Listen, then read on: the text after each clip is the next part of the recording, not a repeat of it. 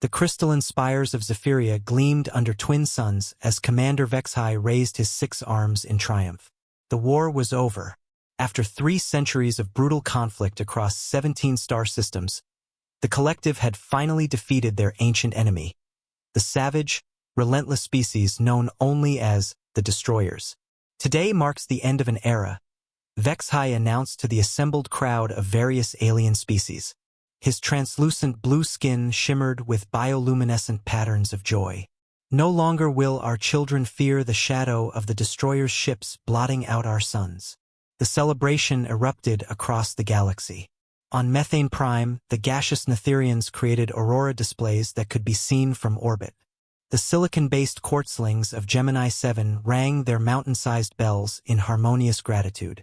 Even the usually stoic void swimmers emerged from dark space to acknowledge this momentous victory. Dr.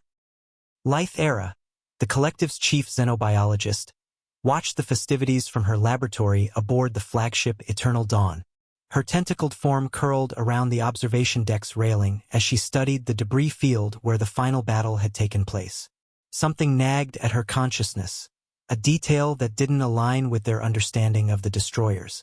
3 days into the celebration, Lythera made a discovery that would shatter their joy like glass against stone. She had been analyzing salvage technology from the Destroyer's vessels when she found it. A small, damaged recording device buried deep within a command module. The device had somehow survived the molecular disintegrators that had torn apart the enemy fleet. With trembling appendages, she activated the alien technology.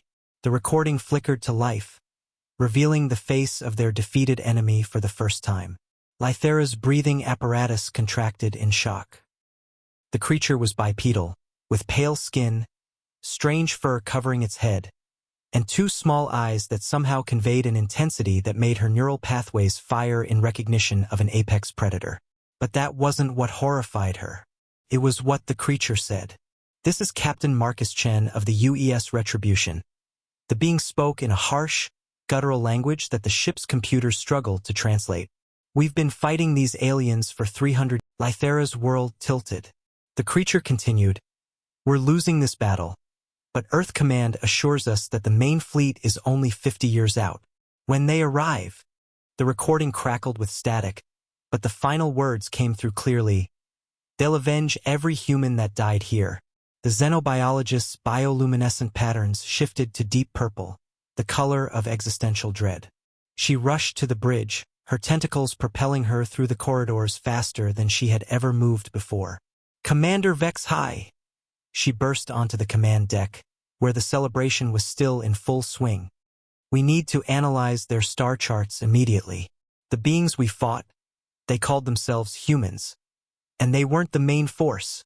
The commander's joy patterns flickered to confused orange. "What are you talking about, Lythera? We were fighting their scouts, their advance guard. The real human fleet." She paused, her voice modulator crackling with fear.